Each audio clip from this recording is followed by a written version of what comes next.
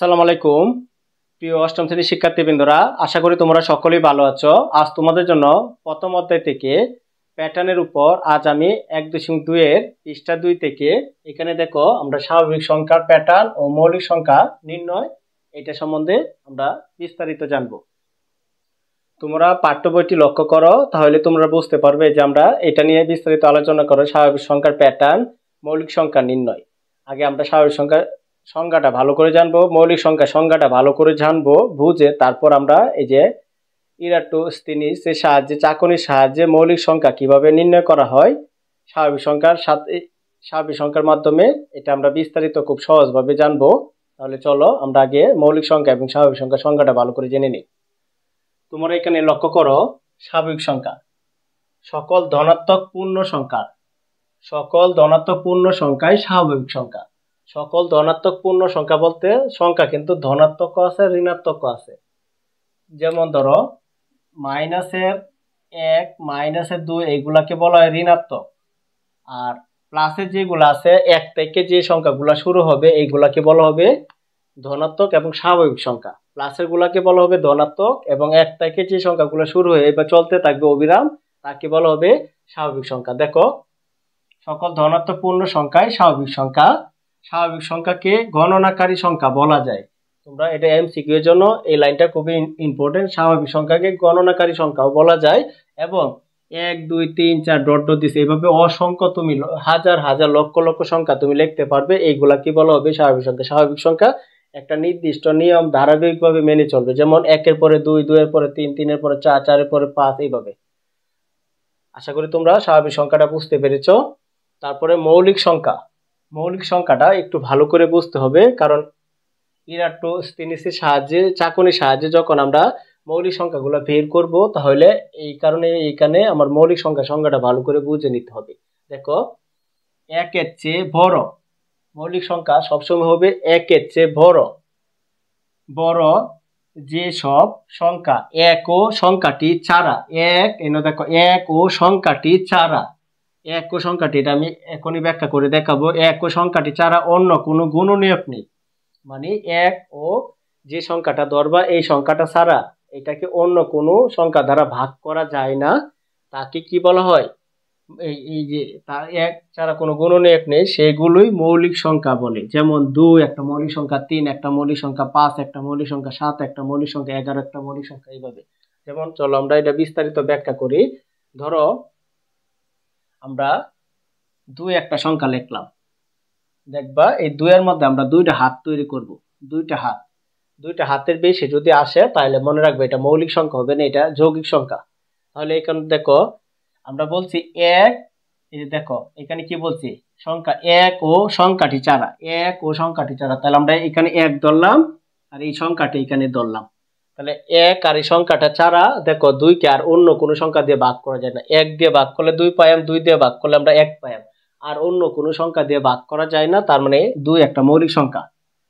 Same ভাবে যদি আমি 4 ধরি, 4 এর ক্ষেত্রে একটু লক্ষ্য করো, আমি যে এখানে কি বলছে সংখ্যাটা 1 ও সংখ্যাটি ছাড়া, যে 1 লিখলাম আর এই যে সংখ্যাটা লিখলাম, দেখো এই 4 কে 1 দ্বারা ভাগ করা যায়, আবার 4 কে 4 দ্বারা ভাগ করা যায়। 4 কে আবার দেখো টাট পাশন আরেকটা হাত এসে বসছে 2, 4 কে আবার 2 দ্বারা ভাগ করা যায়। দেখো দেখো এখানে যদি টাট পাশন আরেকজন চলে আসে, মানে 3 নাম্বার সংখ্যাটা চলে আসে, তাহলে মনে রাখবে এটা যৌগিক সংখ্যা। মৌলিক সংখ্যা হইতে গেলে তোমরা মনে রাখবা 1 আর ওই সংখ্যাটা ছাড়া আর অন্য কোনো সংখ্যা দিয়ে ভাগ করা যাবে না, তাকেই বলা হবে মৌলিক সংখ্যা। আশা করি তোমরা বুঝতে পেরেছো। এখন আমরা পাঠ্য বইয়ের এই চকটা স্বাভাবিক সংখ্যা থেকে ইরাটোস্থেনিসের সাহায্যে, চাকনির সাহায্যে কিভাবে 1 থেকে 100 পর্যন্ত মৌলিক সংখ্যা সহজে বের করা যায় এটা বিস্তারিত ব্যাখ্যা করব। প্রিয় শিক্ষার্থীবৃন্দরা, এখন আমরা এই মৌলিক সংখ্যা নির্ণয় করাটা শিখবো। দেখো এখানে আমরা জানি 1 এর চেয়ে বড় যে সব সংখ্যা 1 ও ওই সংখ্যা ছাড়া অন্য কোনো গুণনীয়ক নেই, সেগুলোই মৌলিক সংখ্যা। ইরাটোস্থেনিস চাকনির সাহায্যে সহজে মৌলিক সংখ্যা নির্ণয় করা যায়। 1 থেকে 100 পর্যন্ত স্বাভাবিক সংখ্যাগুলো একটি চার্ট লিখি। এবার সবচেয়ে ছোট মৌলিক সংখ্যা 2 চিহ্নিত করে এবং গুণিতকগুলো কেটে দিই। এরপর ক্রমান্বয়ে 3, 5, 7 ইত্যাদি মৌলিক সংখ্যাগুলো গুণিতকগুলো কেটে দিয়ে যে তালিকায় এই সংখ্যাগুলো টিকে রইলো সেইগুলো মৌলিক সংখ্যা।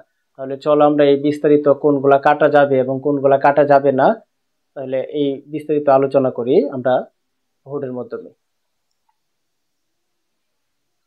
তোমরা এখানে লক্ষ্য করো, দেখো আমি এখানে তোমাদের সুবিধার্থে সহজে মনে রাখার জন্য ইরাটোস্থেনিসের সাহায্যে কিভাবে মৌলিক সংখ্যাগুলা বের করতে হয় এর জন্য আমি একটা শর্ট টেকনিক লিখে রেখেছি। এই শর্ট টেকনিকটা তোমরা অবলম্বন করলে সহজে বের করতে পারবা। দেখো 1 থেকে 10-এর ভিতরে মৌলিক সংখ্যা হচ্ছে 4টি। তোমরা এই মোবাইল নাম্বারটির মতন করে, ফোন নাম্বারটির মতন করে এটা মুখস্থ রাখতে পারো। যেমন প্রথম 4422232231, এইভাবে তোমরা মনে রাখতে পারো। দেখো 1 থেকে 10-এর মাধ্যমে মৌলিক সংখ্যা হচ্ছে 4টি। কিভাবে? 1 কখনো মৌলিক সংখ্যা হবে না, মনে রাখবা। 1 এর চেয়ে বড়, পাঠ্য বইয়ের মধ্যে কিন্তু এটা উল্লেখ আছে 1 এর চেয়ে বড় হতে হবে। আর 2 একটা মৌলিক সংখ্যা, এই যে 2 কিন্তু একটা মৌলিক সংখ্যা। তারপরে 3 একটা মৌলিক সংখ্যা, 4 কিন্তু একটা যৌগিক সংখ্যা। তুমি মনে রাখবা 2 ব্যতীত যত জোড় সংখ্যা আছে, 2 ছাড়া যত জোড় সংখ্যা আছে সবগুলাই যৌগিক সংখ্যা, মৌলিক সংখ্যা না। 4 কিন্তু একটা কি যৌগিক সংখ্যা, মৌলিক সংখ্যা না। 5 একটা মৌলিক সংখ্যা, 6 মৌলিক সংখ্যা না কারণ জোড় সংখ্যা।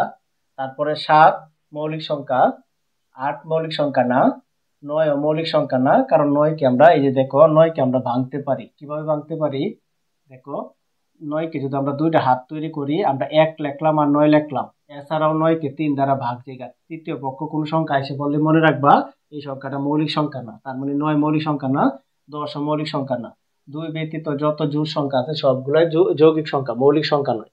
তাহলে দেখো আমরা 1 থেকে 10-এর ভিতরে মৌলিক সংখ্যা 4টা পাইছি। কত কত? 2 পাইছি, 3 পাইছি, 5 পাইছি, 7 পাইছি। তাহলে 1টা 2টা 3টা 4টা, এই যে 1 থেকে 10-এর ভিতরে মৌলিক সংখ্যা হচ্ছে 4টি। তারপরে দেখো 11 থেকে 20-এর ভিতরে মৌলিক সংখ্যাও 4টি হবে। তাহলে কিভাবে হবে চলো দেখি। যে 11 মৌলিক সংখ্যা, 12 মৌলিক সংখ্যা না কারণ 2 ব্যতীত যত জোড় সংখ্যা আছে সবগুলাই যৌগিক সংখ্যা। 13 মৌলিক সংখ্যা, 14 মৌলিক সংখ্যা না, 15 মৌলিক সংখ্যা না কারণ 15কে 3 দ্বারা ভাগ করা যায়। মানে এই যে এই সংখ্যাগুলা দিয়ে যে সংখ্যাগুলারে ভাগ করা যাবে এইগুলা মৌলিক সংখ্যা হবে না, যৌগিক সংখ্যা। এই যে এইটাও যৌগিক সংখ্যা। 17 মৌলিক সংখ্যা, 18 যৌগিক সংখ্যা, 19 মৌলিক সংখ্যা, 20 যৌগিক সংখ্যা। তাহলে এখানে দেখো কয়টা পাইছি? 11, 13, 17, 19, 4টা পাইছি। তাহলে দেখছো 11 থেকে 20-এর মধ্যে মৌলিক সংখ্যা কয়টা? 4টা। তারপরে দেখো 21 থেকে 30-এর মধ্যে মৌলিক সংখ্যা হবে 2টা। চলো আমরা দেখি 2টা কি কি। এই যে 21 কে 3 7 21, মানে 3 দ্বারা ভাগ করা যায়, 7 দ্বারা ভাগ করা যায়, তার মানে এটা মৌলিক সংখ্যা হবে না। 22 তো জোড় সংখ্যা, এটা মৌলিক সংখ্যা হবে না। 22 কে আমরা 2 দ্বারা ভাগ করতে পারি। 23 মৌলিক সংখ্যা, 24 মৌলিক সংখ্যা হবে না, জোড় সংখ্যা। তারপর 25, 5 5 25, এটা মৌলিক সংখ্যা হবে না, এটা যৌগিক সংখ্যা। 26 যৌগিক সংখ্যা হবে। 3 নং 27, 27 কি হবে? যৌগিক সংখ্যা হবে কারণ 3 দিয়ে 7 ভাগ যায়। 3 নং 27, 28 যৌগিক সংখ্যা, এটা হবে না। 29 মৌলিক সংখ্যা, 30 যৌগিক সংখ্যা, এটা হবে না। তাহলে আমরা কত পাইলাম? 23 পাইলাম এবং 29 পাইলাম। তাহলে 21 থেকে 30-এর ভিতরে মৌলিক সংখ্যা আমরা কয়টা পাইলাম? 2টা পাইলাম। তারপরে দেখো 31 থেকে 40-এর ভিতরে মৌলিক সংখ্যা আছে 2টা। চলো দেখি 2টা কি কি। যে 31 একটা মৌলিক সংখ্যা, 32 মৌলিক সংখ্যা না কারণ এটা জোড় সংখ্যা। আমরা 2 ছাড়া সকল জোড় সংখ্যায় যৌগিক সংখ্যা হবে। 3 11 33, 3 দ্বারা এটাকে ভাগ করা যায়, তাহলে এটা যৌগিক সংখ্যা হবে। 34 এটা যৌগিক সংখ্যা, 35 এটা যৌগিক সংখ্যা, 34 এটা যৌগিক সংখ্যা, 37 একটা মৌলিক সংখ্যা হবে কারণ এটাকে কোনো সংখ্যা দিয়ে ভাগ যায় না। তারপরে 38 যৌগিক সংখ্যা, 39 যৌগিক সংখ্যা, 39 3 13 39, 3 দ্বারা এটাকে ভাগ করা যায়, 40 যৌগিক সংখ্যা। তাহলে এখানে মৌলিক সংখ্যা কত কত? 31 এবং 37। এই যে 31 এবং 37, মানে 31 থেকে 40-এর ভিতরে 2টা মৌলিক সংখ্যা হবে। আশা করি তোমরা বুঝতে পেরেছো। তারপরে দেখো 41 থেকে 50-এর ভিতরে 3টা মৌলিক সংখ্যা হবে। 41 থেকে 50-এর ভিতরে 3টা মৌলিক সংখ্যা। দেখো 41 একটা মৌলিক সংখ্যা, 42 যৌগিক সংখ্যা, এটা হবে না। 43 মৌলিক সংখ্যা, 44 যৌগিক সংখ্যা, 45 যৌগিক সংখ্যা কারণ 45 কেও 5 দ্বারা ভাগ যায়। 46 যৌগিক সংখ্যা, 47 একটা মৌলিক সংখ্যা, 48 যৌগিক সংখ্যা, পরে 7 7 49, এটা যৌগিক সংখ্যা, 50 যৌগিক সংখ্যা। তাহলে আমরা 41 থেকে 50-এর ভিতরে কয়টা পাইলাম? একটা, দুইটা, তিনটা, এই যে তিনটা আমরা মৌলিক সংখ্যা পাইলাম। দেখো 51 থেকে 60 এর ভিতরে মৌলিক সংখ্যা কয়টা আছে? 51 মৌলিক সংখ্যা না। যেমন যদি আমরা 51 কে 3 দ্বারা ভাগ করি, দেখো 3 দ্বারা যদি 51 কে আমরা ভাগ করি তাহলে 3 একে 3, তাহলে থাকবে এখানে 2 আর এখানে 1, 3 সাতা কত 21। তার মানে কি ভাগ যায় 3 দ্বারা, তার মানে 51 মৌলিক সংখ্যা না। যৌগিক সংখ্যা 52 যৌগিক সংখ্যা, 53 মৌলিক সংখ্যা, 54 যৌগিক সংখ্যা, 55 যৌগিক সংখ্যা, 56 যৌগিক সংখ্যা, তারপরে 57 মৌলিক সংখ্যা, 58 যৌগিক সংখ্যা, 59 যৌগিক সংখ্যা, তারপর 60 যৌগিক সংখ্যা। তাহলে আমরা কয়টা পাইলাম? দুইটা। কি কি পাইলাম আমরা? 51, তারপর আমরা পাইলাম 53 এবং 57, এই দুইটা সংখ্যা পাইলাম। তারপরে দেখো 61 থেকে 70 এর ভিতর মৌলিক সংখ্যা দুইটা, আমরা এখন এটা বের করে নিতে হবে। দেখো 61 একটা মৌলিক সংখ্যা, 62 যৌগিক, 63 যৌগিক, 64 যৌগিক সংখ্যা, 65 যৌগিক সংখ্যা, 66 যৌগিক সংখ্যা, 67 মৌলিক সংখ্যা। এটাও যৌগিক সংখ্যা, এটাও যৌগিক সংখ্যা, এটাও যৌগিক সংখ্যা। তাহলে আমরা পাইলাম 61 এবং 67 দুইটা। তাহলে 61 থেকে 70 এর ভিতর আমরা মৌলিক সংখ্যা পাইলাম কয়টা? দুইটা। কত কত পাইলাম? 61 এবং 67। তারপরে দেখো 71 থেকে 80 মধ্যে আমাদের মৌলিক সংখ্যা হচ্ছে তিনটি। কি কি? দেখো 71 কিন্তু একটা মৌলিক সংখ্যা, কারণ 71 কে এই চারটা সংখ্যা দ্বারা ভাগ যাবে না। 72 যৌগিক সংখ্যা, 73 মৌলিক সংখ্যা, 74 যৌগিক সংখ্যা, এটা যাবে না, এটাও ভাগ যাবে, এটা যৌগিক সংখ্যা, এটাও ভাগ যাবে, এটা যৌগিক সংখ্যা, 27 কারণ 77, এটাও ভাগ যাবে যৌগিক সংখ্যা, এটাও যৌগিক সংখ্যা, এটা মৌলিক সংখ্যা এবং এটাও যৌগিক সংখ্যা। তাহলে আমরা কয়টা পাইলাম? 71, 73 এবং 79, এই তিনটা পাইলাম। তারপরে আমাদের 81 থেকে 90 এর ভিতরে মৌলিক সংখ্যা আছে দুইটা, এটা আমরা বের করে দেখাতে হবে। 9 নং 81, এটা যাবে না, এটাও যাবে না। তারপরে এই যে আমাদের মৌলিক সংখ্যা হবে 83, 84 যৌগিক সংখ্যা, 85 যৌগিক সংখ্যা, 86 যৌগিক সংখ্যা। তারপরে দেখো 87 যৌগিক সংখ্যা, 88 যৌগিক সংখ্যা, কারণ এটা ভাগ যাবে, 89 কে ভাগ যাবে না এবং 90 কে ভাগ যাবে। তার মানে যেটা ভাগ যাবে না এটা হচ্ছে যৌগিক সংখ্যা। কোনগুলা দ্বারা? যে মৌলিক গুণনীয়ক দ্বারা যদি ভাগ যায় তাহলে এটা যৌগিক সংখ্যা হয়ে যায়, আর ভাগ না গেলে মৌলিক সংখ্যা। তাহলে আমরা কত কত পাইলাম? 83 এবং 89, এই দুইটা আমরা পাইলাম। 81 থেকে 90 এর ভিতরে দুইটা মৌলিক সংখ্যা পাইলাম। তারপর 91 থেকে 100 এর ভিতরে আমাদের মৌলিক সংখ্যা আছে একটা। 91 থেকে 100 এর ভিতরে মৌলিক সংখ্যা আছে আমাদের একটা।